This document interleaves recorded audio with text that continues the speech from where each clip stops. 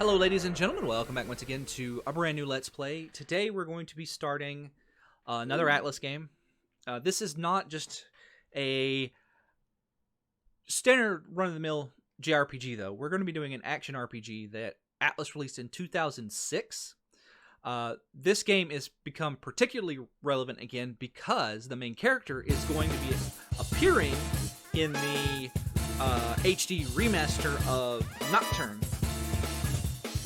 The full title of this game is Shin Megami Tensei Devil Summoner Raidou Kuzunoha vs. the Soulless Army. It's the third game in the Devil Summoner series. The first two games, the first one was on the Saturn, I want to believe, and I don't know if the second one was also originally released on the Saturn, although I do know it was ported over to the 3DS. It's Soul Hackers, and you can play it there if you want. If you want to play this game, you can, of course, purchase a physical copy somewhere.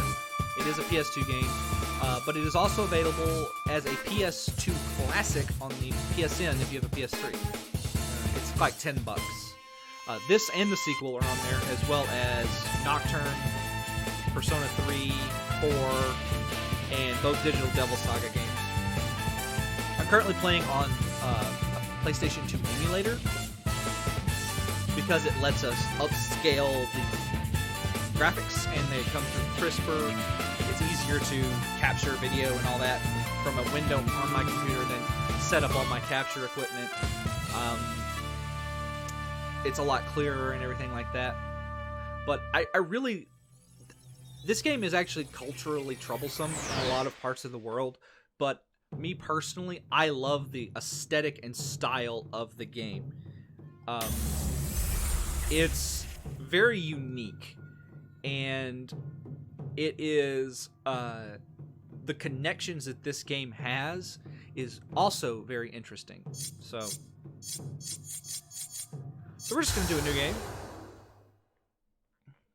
This game is the only thing missing that they cut out, that Atlas cut out of this game, is they cut a Mahjong game out. There was a Mahjong minigame where you could make money, and the reason they cut that out is because most people don't know how to play Mahjong, and so I couldn't tell you the rules of Mahjong at all, so that's probably a good idea. But you can see how like crisp the graphics are and stuff. That's because I am playing on a emulator, and it's upscaling everything. With PCSX2, you can actually upscale the graphics all the way up to like 4K textures. And with the SMT games in particular, it makes them look really good because they're cel-shaded. Any cel-shaded game looks amazing on PCSX2.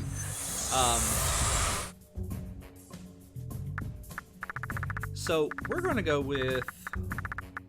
normally when I... It's actually pretty funny. Normally when I play a...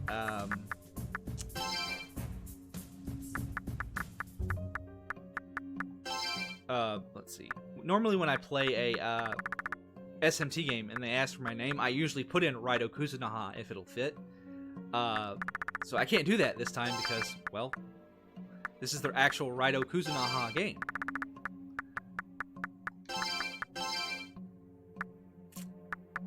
So what we're going to do is we're going to put in the name of the Persona 4 protagonist.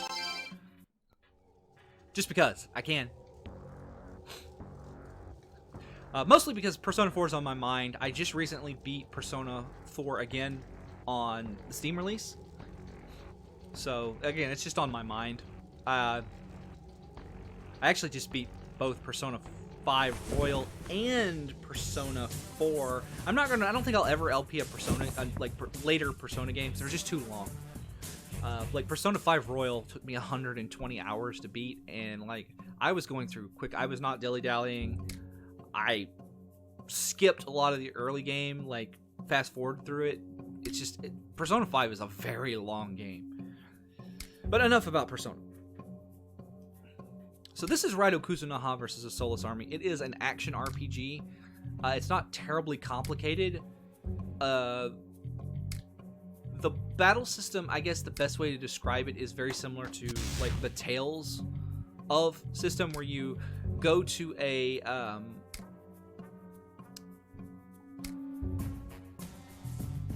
like that's just going through the thing, the controls there real quick. So you can move around and kind of Tales of system. You have a 3-hit combo. You have a lunge, and you have a link spin. It can hit multiple targets. You also have your gun, which does a little bit of damage, but does give you a bit of stun if you hit an enemy with the normal bullets. And for winning that battle, we get 10 ice bullets and 20 normal bullets. Currently, right now, I can only hold 24 maximum of a bullet. So, like, I guess they expect you to kind of like, use up all your bullets and do some experimentation there with like how it stuns them. I'm not particularly good at this game, but it's not difficult. This game is actually a really prime example of like Atlas not being able to balance anything. So normal mode in this game is actually probably a little bit too easy, which is fine. That's actually fine for me because I mean, like, I really like the style of this game. The story is pretty good, especially if you know a lot about the SMT series. So I don't want to put any points in strength. This is very... We're going to pump up my magic for a little bit. The reason you want to pump up your magic is this game is... Raidou is a devil summoner. Raidou is not a frontline fighter. He can fight, and he can do some pretty good damage himself. But Raidou's big ability is he can summon demons in combat, and they do generally way more damage than Raidou himself. By raising your magic stat, and I'll go over exactly what the stats do later when I actually can open my menu. We can't open the menu right now. But you get a bonus to that demon's stats. So, like, it's a stacking bonus. Alright, so we want to reload. Done. And you walk up, you... Ah, crap. I wasn't hitting the button fast enough. Alright, let's try that again. Just like Pokemon, the more damage they are, the easier they are to confine. I should have attacked him a couple times before I did that. Not that it particularly matters. I got no experience, but I do have an Ukobak in my party now.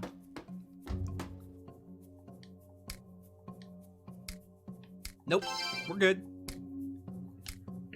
So this right here, story-wise, is the final exam for our main character, who is not currently Raidou Kuzunoha, to take up the mantle of Raidou Kuzunoha. Raidou Kuzunoha is a passed-down name.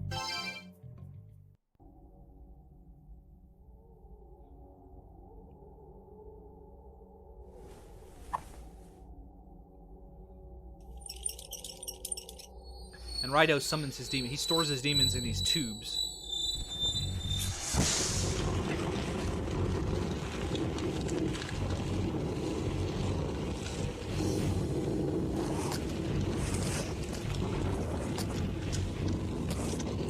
One of the things I really like about this game is it's got... The story is actually... Okay, so...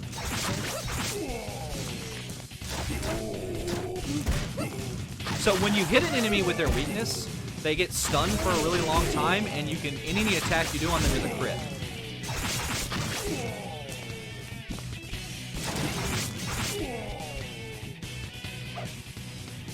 And that's basically the basics of combat in this game. Right there. try to hit your enemy's weakness, and when you do so, I'd follow up with physical attacks. We're not going to be putting... okay, see those extra colors on Ukobok's stats here, that purple and that other one? That's bonuses from my magic stat. A Jin Dan, that's pretty good. So, combination skills...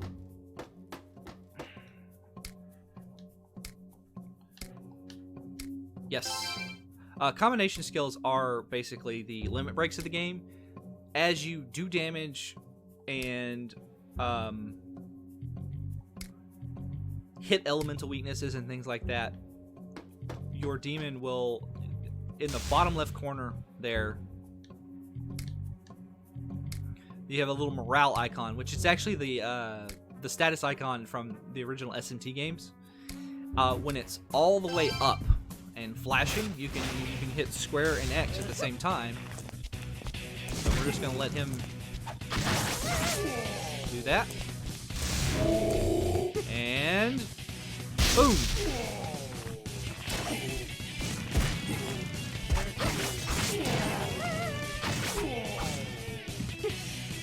And boom! One of the things about the lunge attack you have to be really careful of is, and just attacking enemies in general, is a lot of the attack spells don't move very quickly, so you can end up in situations where you have pushed an enemy out of your demon's way. And this is just a quick recap of everything. So there's no press turns or anything like that. You want to exploit your enemy's weaknesses, which will give you auto crits while they're stunned. You can use your gun to hit some, but not all, elemental weaknesses. You can then, when they're stunned, walk up and confine them. You can only confine a demon up to your level, so if you're level 10 and you try to confine a demon that's level 11, it won't let you. It's pretty standard. And then, of course, combination moves.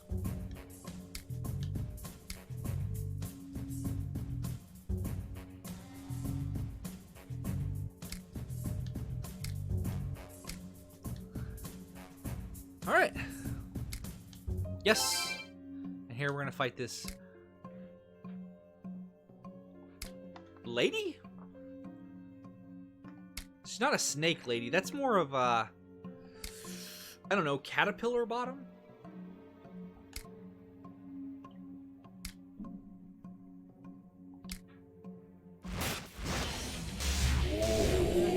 So one of the interesting things is you can actually, and I want to make sure to hit her with that.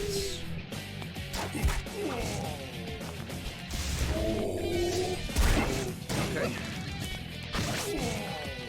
Come on. Again, I want to make sure to hit her.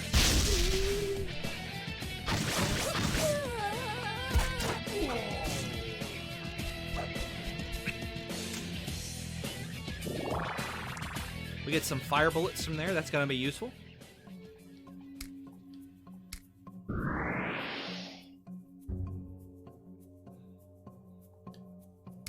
Okiku Mushi.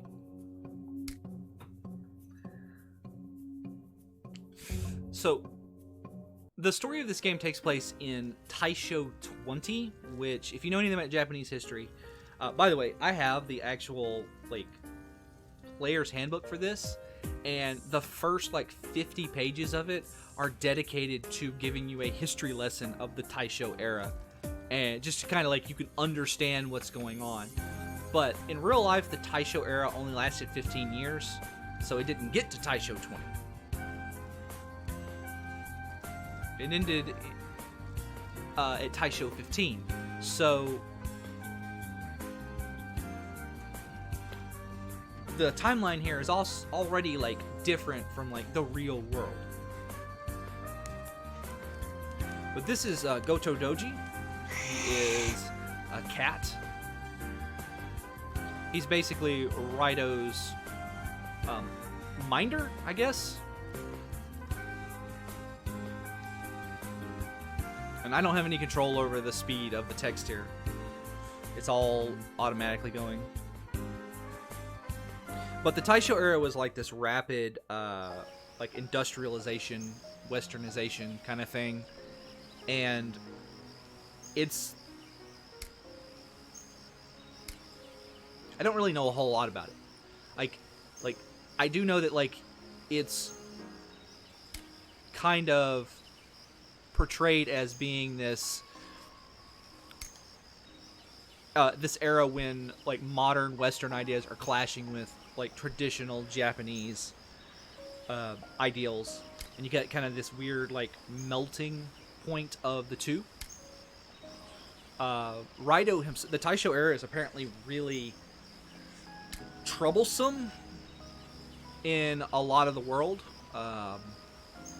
Due to Japan's less than stellar actions to a lot of the other Asian nations. So, I do know that Raidou is not going to be in every version of SMT3, the remaster that's coming out. I was wondering what they were going to do, and then they announced that Dante's going to be DLC, so I'm assuming they're just going to get Dante again. But, like, if you give me the choice between Dante and Raidou, I think Raidou is... because he's an actual SMT character. He fits very well in... like, he's not as out of place as Dante was.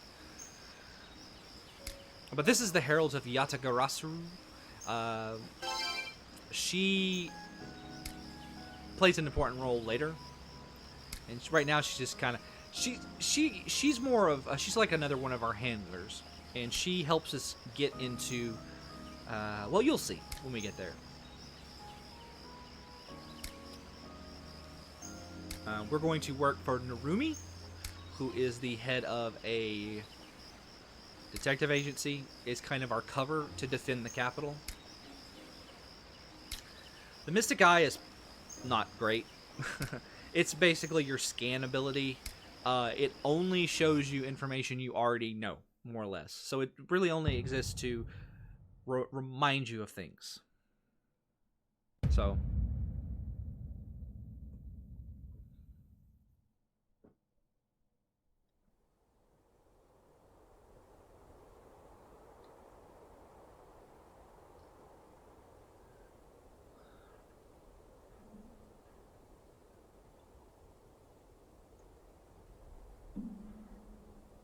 this game has a very weird tone, like, overall.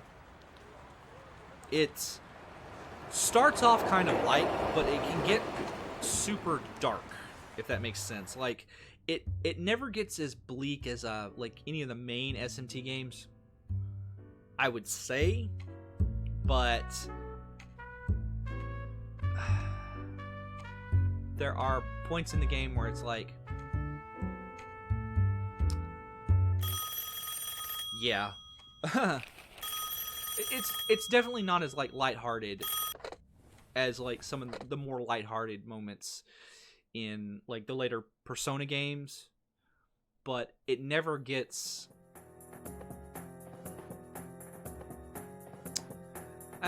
you'll just see as we play along.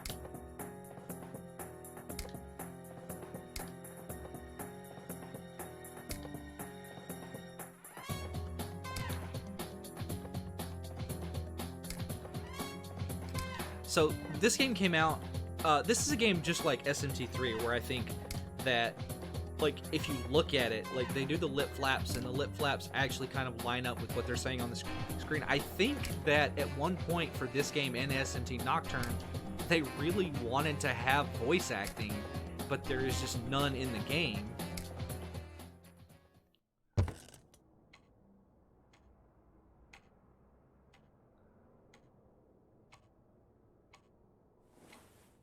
So Raidou is a silent protagonist. He never says anything. Basically, that's what Goto Doji does. Goto is more or less, he just kind of acts as the main character's voice. And they do a similar thing in the Maniacs Chronicles version of SMT3. So I have played the Maniacs Chronicles version of SMT, which is what the remaster is going to be, you know, based on. So, and Raidou doesn't speak there either. Raidou, in fact, never speaks in any of his appearances.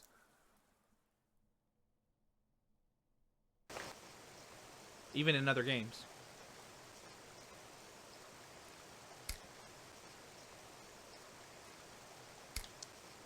So they did slip a lot of like 1920 slang into the script of this game when they were making it.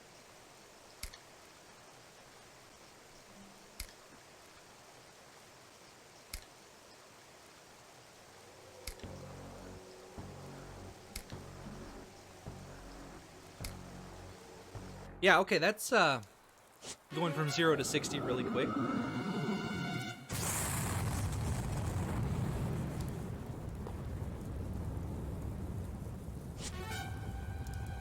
Narumi himself is actually a very interesting character because he never really does anything on screen in the game, like, at all.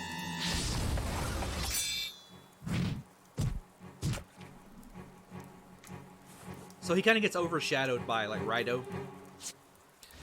But he does a lot. He does some things off screen that make you go, he's probably a lot more badass than he looks, you know?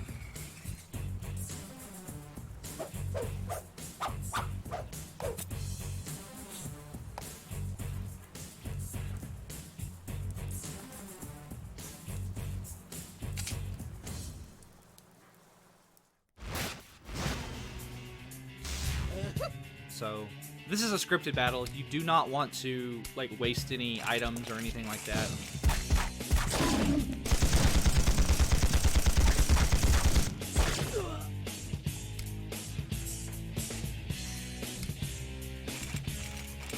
This battle will end when Raidou is reduced to 1 hit points, or if you get their HP gauge at the top there depleted to, like, 25%, I think.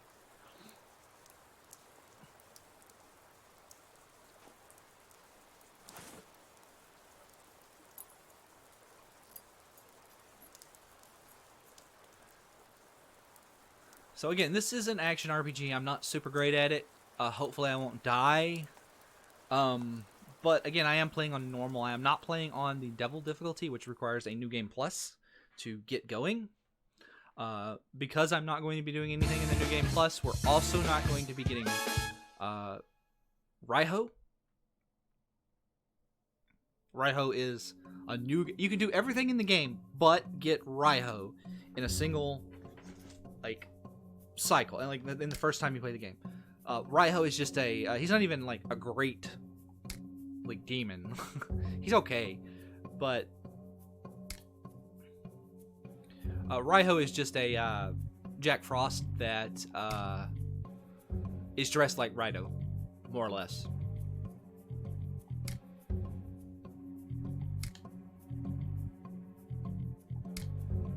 So, right now we're going to investigate the disappearance of this girl. Pretty much right now the only thing we have is her pendant that she dropped. So we're going to just real quick, not save. So the Narumi Detective Agency is how you save your game. You can speak to Narumi to kind of get an idea of where you can go and like what you need to do and things like that. Get a hint, more or less. And he's telling us about the Konya. That's the shop. And if you speak to him, he gives you 1,000 yen. Money is very, very, very scarce in this game. Like, it's gonna look like I have a lot of money, but I am not going to have a lot of money.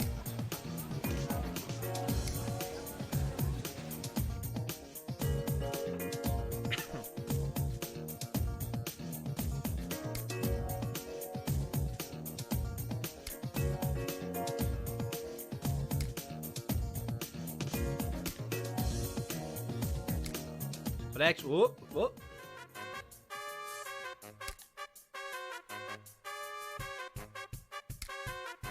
That, yeah, he is hiding something. It's like so one of the things that, the best way to describe this game is random encounters with overworld kind of investigation, I guess. So you can summon demons to aid you in battle and to aid you on your world map investigation as well. And as you can see there, you have summoning a demon takes mag, just like it does in S&T 1 and 2. And summoning, I don't know why that opened, but opening, summoning, oh, I know why it opened. Hold on.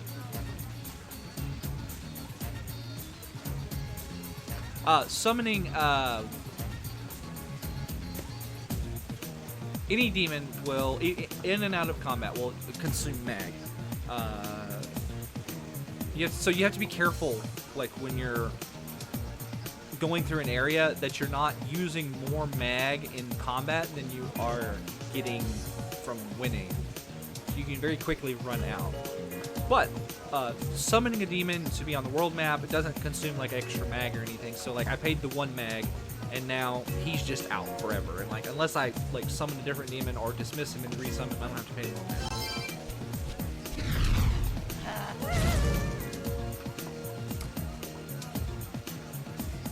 We can rekindle his spirit here to kind of get more information out of him.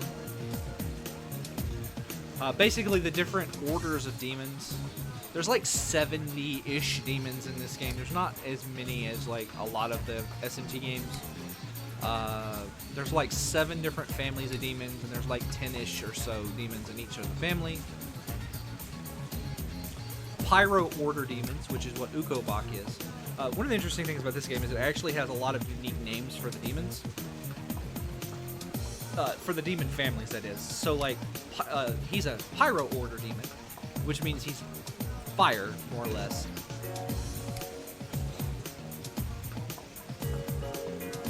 And Pyro Order demons have the ability to ignite the passion of a person.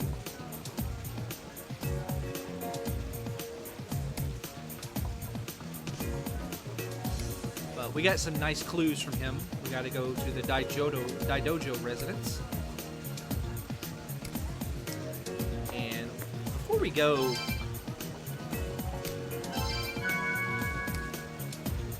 like to the Daidojo residence, we want to actually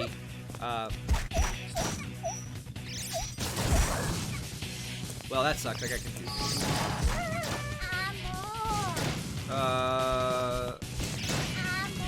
Oh, come on.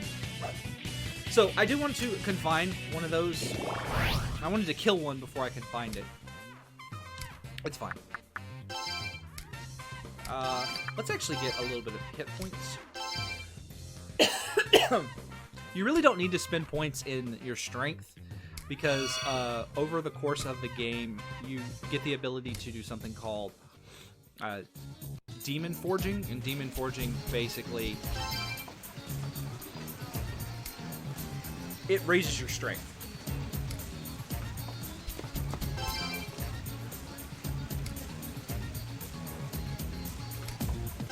If we ignite this lady, she'll actually give us an item, I think.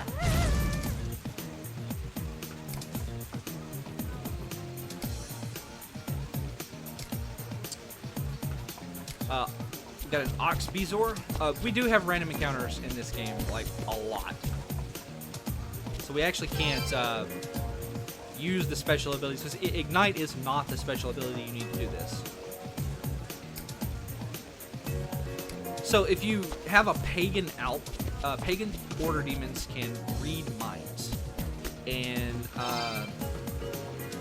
that baby would basically say that, he'd tell you what the Gomadin is, and it's where you go to fuse demons. A coping mother.